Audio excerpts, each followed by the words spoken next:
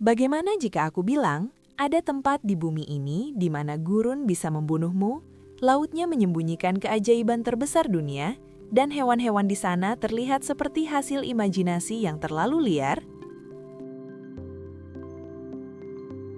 Selamat datang di Australia. Benua yang berdiri sendirian, terisolasi selama jutaan tahun, dan karena itu menciptakan dunia yang berbeda dari tempat lain di bumi. Ini bukan hanya negara, ini adalah eksperimen alam terbesar yang pernah terjadi. Bayangkan daratan luas yang hampir sebesar Eropa, tetapi lebih dari 70% wilayahnya adalah gurun dan semi-gurun. Di tengah panas yang bisa melampaui 45 derajat, di bawah langit biru tanpa awan, alam Australia tetap hidup. Dan bukan hanya hidup, ia berkembang dengan caranya sendiri. Di pedalaman merah yang dikenal sebagai Outback, tanahnya berwarna seperti bara api. Debu beterbangan, horizon terlihat tak berujung. Disinilah berdiri salah satu ikon alam paling misterius di dunia, Uluru, batu raksasa setinggi gedung 100 lantai. Berubah warna dari merah terang menjadi oranye menyala ketika matahari menyentuh permukaannya. Uluru bukan sekedar batu. Ia adalah saksi sejarah geologi selama lebih dari 500 juta tahun. Dan bagi masyarakat aborigin, ia adalah jantung spiritual yang hidup. Australia tidak hanya tentang alam liar, ia juga tentang hubungan manusia dengan alam yang begitu dalam. Tapi mari kita bicara tentang sesuatu yang lebih gila. Kenapa Australia memiliki hewan-hewan yang tidak ada di tempat lain? Jawabannya sederhana, isolasi. Selama lebih dari 40 juta tahun, Australia terpisah dari benua lain. Ketika Afrika, Asia, dan Amerika saling bertukar spesies, Australia berkembang sendirian. Hasilnya, kanguru yang melompat menggantikan kuda, koala yang hidup memeluk pohon eukaliptus, dan platypus, makhluk yang bertelur, berparuh seperti bebek, berbulu seperti berang-berang, dan menyusui anaknya. Bahkan ilmuwan dulu mengira platypus adalah lelucon. Tapi tidak, itulah Australia. Aneh, unik, dan tak bisa dibandingkan. Lalu kita bergerak ke timur, ke hamparan biru yang terlihat tak masuk akal. Great Barrier Reef, terumbu karang terbesar di dunia. Begitu luas, bahkan bisa terlihat dari luar angkasa. Ribuan spesies ikan, karang dengan warna seperti pelangi cair, penyu raksasa yang berenang santai seolah waktu tidak pernah penting. Di siang hari, Laut Australia bukan sekedar biru. Ia hidup, ia bernafas. Setiap arus membawa kehidupan, setiap gelombang menyimpan cerita. Dan jika kamu merasa ini menarik sejauh ini, bayangkan apa yang belum kamu tahu. Karena di part berikutnya, kita akan masuk lebih dalam, ke gurun paling ekstrim, ke hutan hujan purba, dan ke padang savana yang dihuni predator tercepat di benua ini. Jadi, sebelum kita lanjut lebih jauh, kalau kamu suka konten dokumenter yang bukan cuma indah, tapi juga membuka cara pandang baru tentang dunia, tekan tombol like sekarang. Dan kalau kamu ingin menjelajahi bumi tanpa harus meninggalkan rumah, subscribe channel ini. Karena perjalanan kita belum selesai. Dan percayalah, bagian paling gila dari Australia baru saja akan bermulai. Australia bukan hanya indah, ia keras, ia liar, ia tidak memaafkan kesalahan. Di bagian barat terdapat wilayah luas bernama Western Australia. Tebing-tebing dramatis berdiri tegak menghadap Samudra Hindia. Angin menerpa keras, ombak menghantam batu karang tanpa henti. Di tempat seperti ini, alam menunjukkan siapa yang berkuasa. Manusia hanyalah tamu. Di hutan hujan tropis Queensland, yang termasuk salah satu hutan tertua di dunia, vegetasi tumbuh seperti zaman dinosaurus belum benar-benar berakhir. Pakis raksasa, burung berwarna mencolok, suara alam yang terasa kuno. Beberapa ilmuwan percaya kawasan ini menyimpan garis keturunan tumbuhan yang berusia lebih dari 100 juta tahun. Seolah kamu sedang berjalan di masa lalu. Namun jangan tertipu oleh keindahannya. Australia juga memiliki reputasi sebagai rumah bagi hewan paling berbahaya di dunia. Ular berbisa tinggi, laba-laba mematikan, dan ubur-ubur dengan tentakel hampir tak terlihat. Tapi yang menarik, kebanyakan dari mereka tidak agresif. Mereka hanya bertahan hidup. Dan itu adalah kunci memahami Australia. Semua di sini bertahan hidup, dengan adaptasi luar biasa, dengan strategi unik, dengan evolusi yang tak pernah berhenti. Australia adalah laboratorium alam yang masih aktif. Dari gurun merah hingga terumbu karang biru, dari hutan purba hingga savana terbuka, semua berada dalam satu benua. Dan ini baru permulaan. Di part 2 nanti, kita akan masuk lebih dalam ke wilayah yang jarang disentuh manusia. Ke pertemuan antara api dan kehidupan, dan bagaimana Australia terus bertahan dari kekeringan, badai, dan perubahan iklim ekstrim. Karena jika kamu pikir kamu sudah mengenal Australia, percayalah, kamu belum melihat apa-apa. Australia bukan hanya indah, ia adalah ujian. Ujian bagi tumbuhan, ujian bagi hewan, dan ujian bagi siapapun yang mencoba menaklukkannya. Jika di part 1 kita melihat wajah cantiknya, maka sekarang kita melihat tulang punggungnya. Keras, kering, dan tanpa ampun. Di jantung benua ini terbentang wilayah yang dikenal sebagai Outback. Tanahnya merah menyala, langitnya luas tanpa batas. Hujan bisa tidak turun berbulan-bulan. Suhu melonjak tinggi, tanah retak seperti pecahan kaca. Namun di sini, kehidupan tetap bertahan. Dan bukan sembarang bertahan, ia beradaptasi secara ekstrim. Lihatlah red kangaroo. Hewan darat terbesar di Australia ini mampu menempuh jarak puluhan kilometer tanpa air. Ia melompat bukan hanya untuk bergerak cepat, tapi untuk menghemat energi di tanah panas. Tubuhnya dirancang oleh evolusi untuk efisiensi. Di dunia yang keras, hanya yang hemat energi yang bertahan.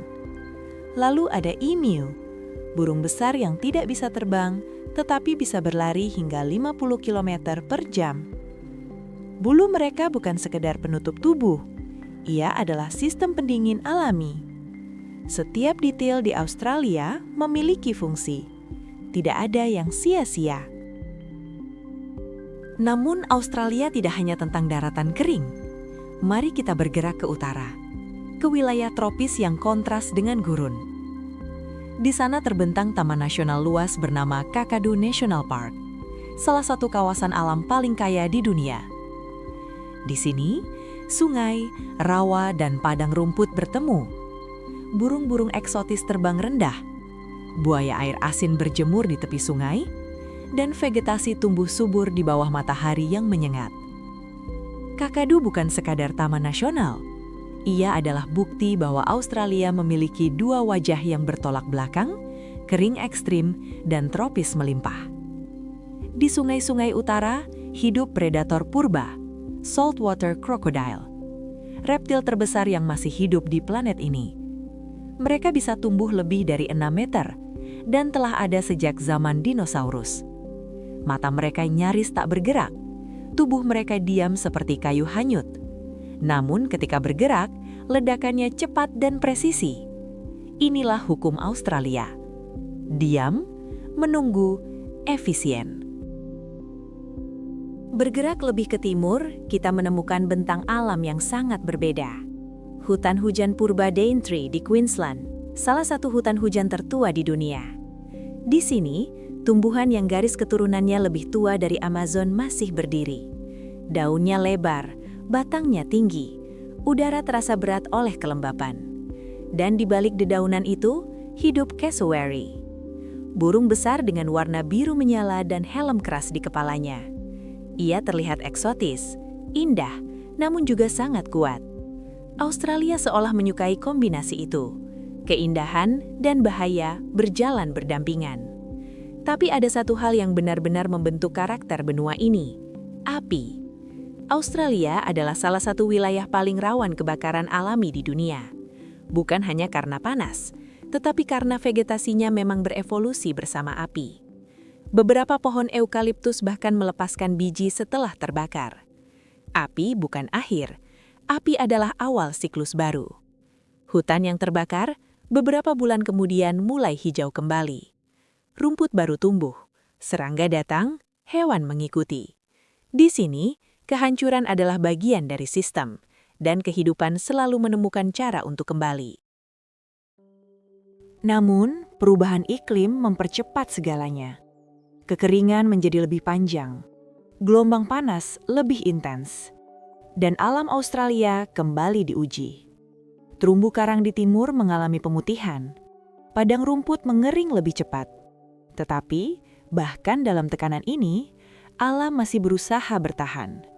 Karena adaptasi adalah DNA Australia. Jika kamu melihat peta, Australia terlihat kosong di tengah. Tapi kosong bukan berarti mati. Kosong berarti luas. Kosong berarti liar. Kosong berarti belum dikendalikan. Dan mungkin itulah yang membuatnya begitu memikat. Di part 3 nanti, kita akan melihat Australia dari sudut yang berbeda. Kita akan menyelami samudranya yang spektakuler, mendaki pegunungan biru, dan memahami bagaimana manusia hidup berdampingan dengan alam yang keras ini. Karena Australia bukan hanya tentang hewan dan lanskap. Ia adalah cerita tentang ketahanan, tentang evolusi, dan tentang planet yang masih liar. Dan bagian terakhir akan menjadi yang paling epik. Australia bukan hanya tempat. Ia adalah perasaan. Perasaan kecil ketika berdiri di hadapan alam yang terlalu luas untuk dipahami. Perasaan kagum dan sedikit takut. Karena semakin jauh kita masuk ke jantung benua ini, semakin jelas satu hal. Australia tidak pernah benar-benar dijinakkan. Mari kita mulai dari timur. Di negara bagian New South Wales, berdiri pegunungan yang terlihat seperti diselimuti kabut biru, Blue Mountains. Warna biru itu bukan ilusi. Ia berasal dari kabut minyak alami yang dilepaskan pohon eukaliptus bercampur dengan cahaya matahari. Hasilnya, lanskap yang terlihat seperti lukisan hidup. Tebing-tebing batu pasir menjulang tinggi. Air terjun jatuh bebas dari ketinggian ratusan meter. Lembah dalam terbentuk selama jutaan tahun oleh erosi yang sabar. Di sini, waktu terasa lambat. Setiap batu adalah arsip sejarah. Setiap jurang adalah bekas luka bumi yang berubah menjadi keindahan. Yang membuat Australia berbeda bukan hanya karena ia ekstrim, tetapi karena ia masih liar. Masih ada wilayah yang hampir tidak tersentuh manusia. Masih ada sungai yang mengalir tanpa bendungan. Masih ada padang rumput tanpa pagar. Masih ada pantai tanpa bangunan. Di dunia yang semakin padat, itu adalah kemewahan. Dan mungkin itulah alasan Australia terasa begitu memikat. Ia mengingatkan kita pada masa lalu bumi, ketika alam belum dikendalikan, ketika manusia bukan pusat segalanya. Di sini, badai bisa datang tiba-tiba. Gelombang bisa berubah arah. Panas bisa membakar tanah. Namun kehidupan tetap menemukan cara. Selalu. Sekarang, bayangkan ini. Dari udara, Australia terlihat seperti pulau raksasa yang berdiri sendiri di tengah samudra. Terpisah, mandiri, keras.